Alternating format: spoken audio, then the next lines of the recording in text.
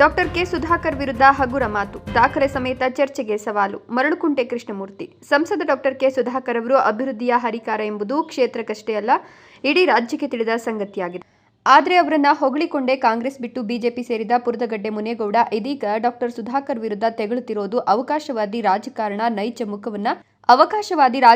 ನೈಜ ಮುಖವನ್ನ ಬಯಲಿಗೆ ತರುತ್ತದೆ ಅಂತ ಬಿಜೆಪಿ ಮುಖಂಡ ಮರಳುಕುಂಟೆ ಕೃಷ್ಣಮೂರ್ತಿ ವಾಗ್ದಾಳಿ ನಡೆಸಿದ್ರು. ನೀವು ಹೆಜ್ಜೆ ಇಟ್ಟಲ್ಲೆಲ್ಲ ಆ ಪಕ್ಷದ ಅಭ್ಯರ್ಥಿಗಳು ಸೋಲು ಅನುಭವಿಸಿರೋದು ಇತಿಹಾಸವೇ ಸಾಕ್ಷಿ. ಬಣ ರಾಜಕೀಯ ನಿಮ್ಮ ಹುಟ್ಟುಗುಣ ಎಂದು ಮುನೇಗೌಡರ ವಿರುದ್ಧ ಕಿಡಿಕಾರಿದ್ರು. ಹಿಂದೆ ಜೆಡಿಎಸ್ನಲ್ಲಿದ್ದಾಗ ಕೆಪಿ ಬಚ್ಚೇಗೌಡರನ್ನ ಹೊಗಳಿ ಜಿಲ್ಲಾ ಪಂಚಾಯತ್ ಸದಸ್ಯನಾಗಿ ನಂತರ ಅಧ್ಯಕ್ಷನಾಗಿದ್ದೀರಿ. ಆಮೇಲೆ ಅವರನ್ನ ಹೀನಾಮಾನದಿಂದ ಬೈದು ಕಾಂಗ್ರೆಸ್ ಸೇರ್ಪಡೆಗೊಂಡು ಇದೀಗ ಮತ್ತೆ ಅವರ ಕ್ಷಮೆ ಕೇಳಿ ಅವರ ಬಳಿಯೇ ಹೋಗಿರೋದು ನಿಮ್ಮ ರಾಜಕೀಯ ನಿಲುವಿನ ಸ್ಥಿರತೆಯನ್ನೇ ಪ್ರಶ್ನಿಸುತ್ತದೆ ಅಂತ ಹೇಳಿದ್ರು. ಮುನೇಗೌಡ ಎಂದೂ ನೇರವಾದ ಸ್ಟ್ರೈಟ್ ರಾಜಕಾರಣ ಮಾಡಿರುವ ಉದಾಹರಣೆಯೇ ಇಲ್ಲ. ದಿಬ್ಬೂರು ಹೋಬಳಿಯ ಟಿಎಪಿಸಿಎಂಎಸ್ ಚುನಾವಣೆಯಲ್ಲಿ ಬಿಜೆಪಿ ಅಭ್ಯರ್ಥಿ ಸೋತ ಕೂಡಲೇ ಅವರನ್ನ ಪಕ್ಷದಿಂದ ಹೊರಹಾಕಲಾಯಿತು. ಪಿಎಲ್ಡಿ ಬ್ಯಾಂಕ್ ಚುನಾವಣೆಯಲ್ಲೂ ಬಂಡಾಯ ಅಭ್ಯರ್ಥಿಯಾಗಿ ಸ್ಪರ್ಧಿಸಿದ್ದಿರಿ ಎಂಬುದು ಎಲ್ಲರಿಗೂ ಗೊತ್ತಿರುವ ವಿಷಯ ಅಂತ ಕೃಷ್ಣಮೂರ್ತಿ ಆರೋಪಿಸಿದರು. ಇಂತಹ ವ್ಯಕ್ತಿ ನಮ್ಮ ನಾಯಕರ ವಿರುದ್ಧ ಹಗುರವಾಗಿ ಮಾತನಾಡಿರೋದು ಅಕ್ಷಮ್ಯ. ಶಾಸಕರಾಗಿ, ಸಚಿವರಾಗಿ, ಸಂಸದರಾಗಿ ಡಾಕ್ಟರ್ ಕೆ ಸುಧಾಕರ್ ಅವರು ಮಾಡಿರುವ ಅಭಿವೃದ್ಧಿ ಕಾರ್ಯಗಳ ಬಗ್ಗೆ ದಾಖಲೆ ಸಮೇತ ಸಾರ್ವಜನಿಕ ಚರ್ಚೆಗೆ ನಾವು ಸಿದ್ಧ. ನಿಮಗೆ ತಾಕತ್ತಿದ್ರೆ ಬನ್ನಿ ಅಂತ ಮರಳುಕುಂಟೆ ಕೃಷ್ಣಮೂರ್ತಿ ಸವಾಲು ಹಾಕಿದ್ರು. ಹಗುರವಾಗಿ ಮಾತನಾಡಿದ್ರೆ ಅದರ ಪರಿಣಾಮ ನೆಟ್ಟಿಗಿರೋದಿಲ್ಲ ಅಂತ ಮುನೇಗೌಡರಿಗೆ ಅವರು ಬಹಿರಂಗ ಎಚ್ಚರಿಕೆ ಕೊಟ್ಟರು. ಅವರು ಟೀಕೆ ಮಾಡಿದಷ್ಟು ಯಾರು ಮುನೇಗೌಡರು ತಾಲೂಕಾಗ ಯಾರು ಟೀಕೆ ಮಾಡಿಲ್ಲ. ಟೀಕೆ ಮಾಡಿ ಕಾಂಗ್ರೆಸ್ ಪಕ್ಷಕ್ಕೆ ಸೇರ್ಕೊಂಡು ನೆನ್ನೆ ಹೋಗಿ ಕಾಗಿಡ್ಕೊಂತಾರೆ ಬಚ್ಚೇಗೌಡರು ತಪ್ಪಾಯ್ತಣ ಅಂತ.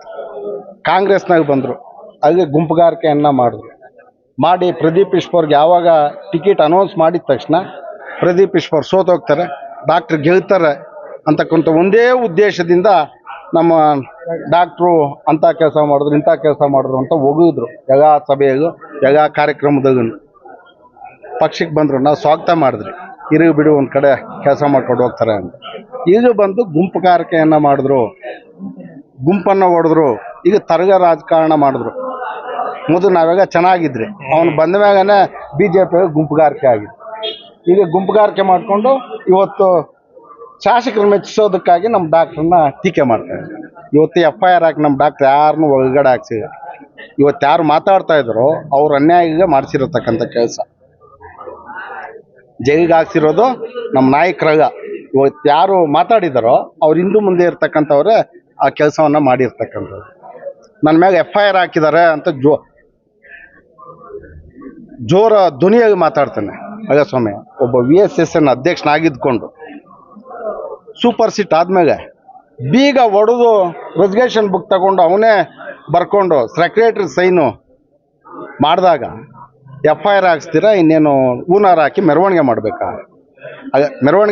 ನಿನ್ನ FIR ಮಾಡಿಸೋದು, ತನಿಖೆ ಮಾಡ್ತಾರೆ, ಇನ್ನೂ ಶಿಕ್ಷೆ ನೀನು ಅನುಭವಿಸ್ತೀಯ.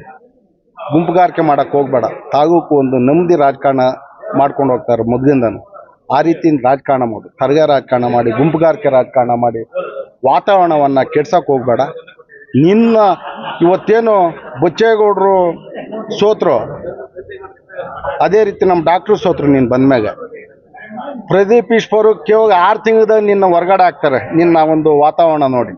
23ವರೆಗೂ ಸ್ಟೇಷನ್ನಾಗಿ ಎಷ್ಟು ಕೇಸ್ ಆಗಿದೆ, 23ರಿಂದ 25ರವರೆಗೂ ಎಷ್ಟು ಕೇಸ್ ಆಗಿದೆ ಅಂತಕ್ಕಂಥದ್ದು ಅಂಕಿ ಅಂಶಗೂ ಕೊಡ್ತೀವಿ ನಾವು.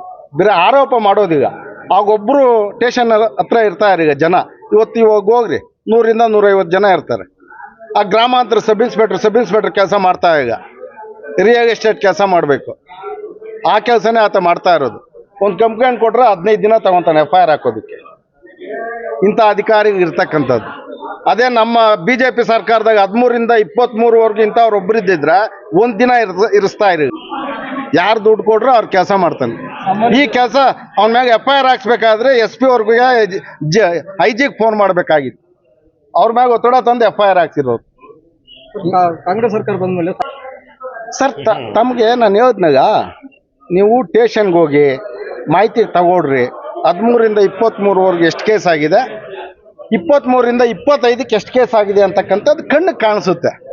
ಆರೋಪ ಮಾಡೋದಾಗ ನಾನು 100ಕ್ಕೆ 100 ಸರ್. ಎಲ್ಲಿ ಹೋದ್ರೆ ಯಾರು ಸಹಾಯ ಮಾಡಿದ್ರೆ ಅವ್ರು ಸೋಗೋದು ಅಂತೂ ಗ್ಯಾರಂಟಿ. ಈ KMF ಉದಾಹರಣೆ ಕೊಡ್ತೀನಿ ನಿಮಗೆ. ಫೆಬ್ರವರಿ 1ನೇ ತಾರೀಕು ಚುನಾವಣೆ ಇದೆ. ಚುನಾವಣೆಗೆ ಆತ ಯಾರಿಗೆ ಸಪೋರ್ಟ್ ಮಾಡಿದ್ರೆ, ಯಾರಿಗೆ ಸಹಾಯ ಮಾಡಿದ್ರೆ 100ಕ್ಕೆ 100 ಸೋಗೋದಂತೂ ಗ್ಯಾರಂಟಿ. ಬೇಕಾದ್ರೆ 1ನೇ ತಾರೀಕು ಫೆಬ್ರವರಿ 1ನೇ ತಾರೀಕು ನನ್ನ ಕೇಳ್ರಿ, ಗೊತ್ತಾಗುತ್ತೆ ನಿಮ್ಗೆ. ತರ್ಗ ರಾಜಕಾರಣ, ನೇರವಾದ ರಾಜಕಾರಣ ಮಾಡಿ ಅವ್ನಿಗೆ ರೂಢಿ. ಈಗ ಬರೀ ಒಬ್ರನ್ನ ಮ್ಯಾಗ ಒಬ್ರನ್ನ ಎತ್ಕಟ್ಟಿ ರಾಜಕಾರಣ ಮಾಡ್ತಕ್ಕಂಥ ಸ್ವಭಾವ.